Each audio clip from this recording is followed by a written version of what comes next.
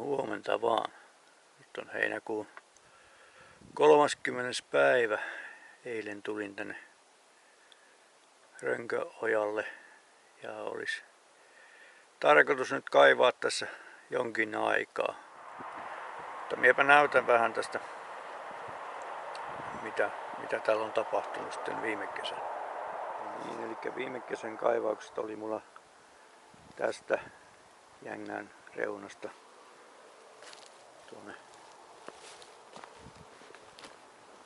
ylös puoleen väliin tuonne kivelle asti, ja tämä on sitten maisemoin. Sitä viime kesänäkin jo tein maisemointia siinä sen verran, että täyttelin noilla kivillä niitä koloja, mitä on kaivettu auki, ja tämän näköiseksi maisema. Tuolla ylempänä on sitten niitä testimonttuja, jotka on maisemoitu myöskin. Ja ne palaan ehkä jossakin vaiheessa joku vuosi, kun on täältä alhaalta kaivettu ja täältä ei enää mitään löydy, niin tutkitaan sitten tuo yläosa tarkemmin. Ja voidaan siellä käydä joskus ihan pelkkä tutkimusretkikin tekemässä. Ja on tarkoitus tuo Jänkä tässä Puronvarresta niin tutkia, joskus sieltä löytyisi kaivamattomia paikkoja. Tää on tuossa vuonna 1948-52 muistaakseni oli se vuodet, kun tämä alue on kaivettu laahakauhalla.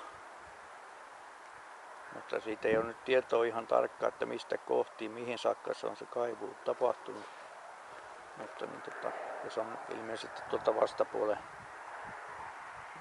rinteen päällä, siellä on semmoinen terassi, taikka sitten siellä menee tiekin kyllä, mutta se menee vähän kauempana, että ne uskoo, että ihan sieltä tieltä asti on kaivettu, mutta tuo tasainen terassi, mikä on tuossa ylempänä, niin ehkä siitä on silloin kaivettu sitten tämä, mutta se päättyy tuohon noille seudulle tuon terassi, että ilmeisesti sitten siitä eteenpäin tuo on kaivamaton tuo ojan pohja tuossa, mutta sitä ei tiedä vielä ennen kuin saadaan lisätietoa siitä. Tuossa näkyy viereinen kaivaja Partamaani, löytyy YouTubesta videoita. Vellu kaivaa siinä, minä kaivan nyt tässä, ja sitten nyt tänä vuonna on tarkoitus olen alkanut kaivamaan jo tuosta Jängän reunaa eilen auki. Itse asiassa jo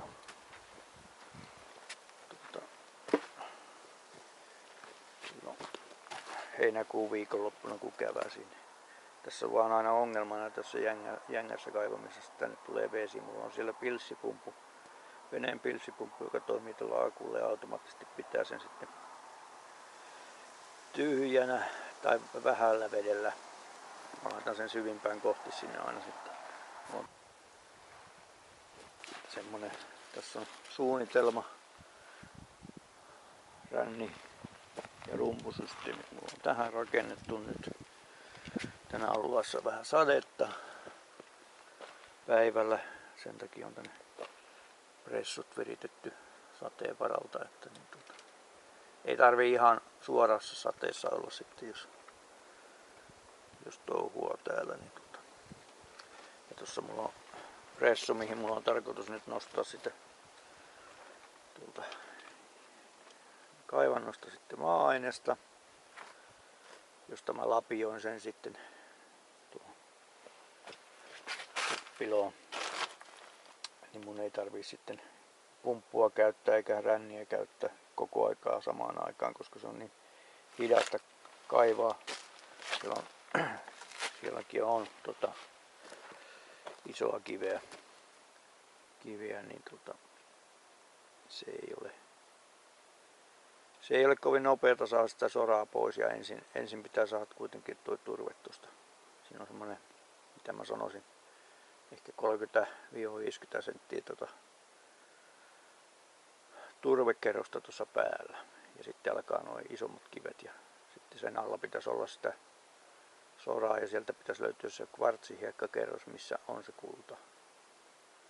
Saa nähdä miten käy. Jos ei tosta löydy, niin en lähde enää tonne Jängälle päin enempää menemään. Tulen vähän nousemaan tätä rinnettä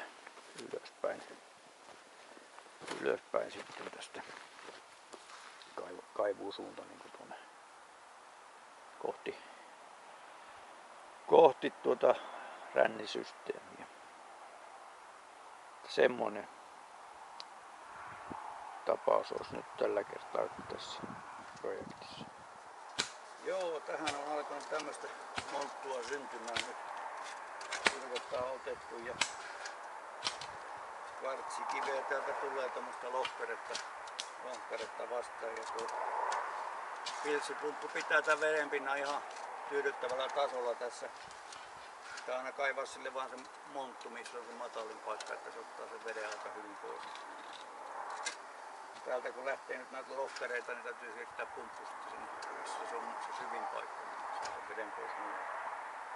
Tässä on vielä tätä turvetta ongelmassa asti, mutta se täytyy melkein ottaa kauhalla pois tuosta veden kanssa. Tuo viimeinen turve, niin ei tarvitse tuonne ränniin laittaa sitä maineksen seassa, kun se on semmoinen, mikä saattaa myös vetästä sitten niitä hengettömiä matkassa, niin tarttuu kiinni siihen mutaan. Ja se tukkii se muta tuo riihilat tuolta helposti. Semmoinen, mutta tämmöistä hommaa tässä nyt tehdään.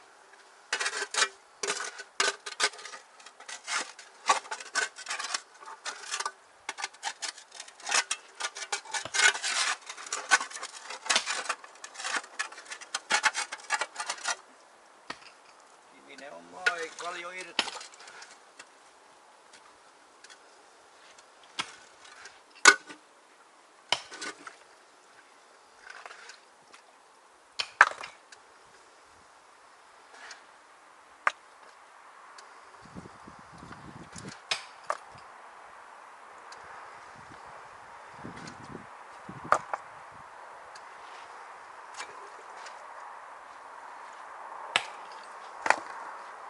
Kivet tuohon montureunalle, mistä ne on sitten helppo puuttaa tänne takaisin, kun alkaa peittää tätä kaivantoa. Ja siinä kävi sitten, että otin tuossa koevaskoollisen maata siitä kaivannosta turpeen alta ja tuntuu, että siinä on pelkkää kalliota, lohkeilevaa kalliota eikä soraa juurikaan. Ja sen verran mitä sieltä sai, niin kun siirteli kiviä pois, niin sitten kvartsihiekkaa ja oli siellä vähän tämmöistä punertavaa granaattihiekkaakin, mutta ei yhden ainoata hippua löytynyt, ei minkäänlaista hengetöntä, että kyllä se on tyhjä kaivaa siitä kohti. Se on ilmeisesti ollut jonkunlainen rantavyöhyke, mihin ei ole jäänyt sitten soraa, että se on turve kasvanut suoraan päälle, koska se on kaikki ne kiven välitkin on turvetta täynnä, niin sitä ei ole varmaankaan sillä laakakauhalla kaivettu niin puhtaaksi mitä kiven väliä. Ja sitten se on jäätynyt ja vesi halkassut sitä kiveä siitä, että mä silleen palasin. Siellä ei ole raossakaan ei ole minkäänlaista tavaraa, että nyt pitäisi mennä joko mahdollisesti niin tuonne Jängälle pitemmälle hakea, että missä tulee mahdollisesti sorakerros alla, sen turpeen alla, tai sitten vaan suosiolla lähteä tänne ylärinteeseen päin, missä tulee sora vastaan. Katsotaan mitä tehdään. No niin, tuosta on vähän nyt kaivettu testimielessä tätä monttua.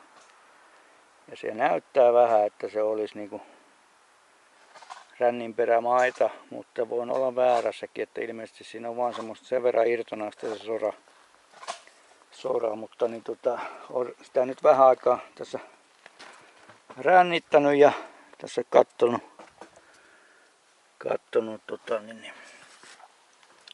mattoa nyt, kun tuossa käytiin, saanko mä sen tähän kuvaan nyt zoomattua, täällä on yksi semmonen näytettävä. Hengettömiä näkyy olevan paljonkin tuolla. Saan sen tossa se sattuu olemaan noiden. Tuohon jos se tarkentaisi, niin olisi hyvä, mutta se ei tai tarkentaa sitä.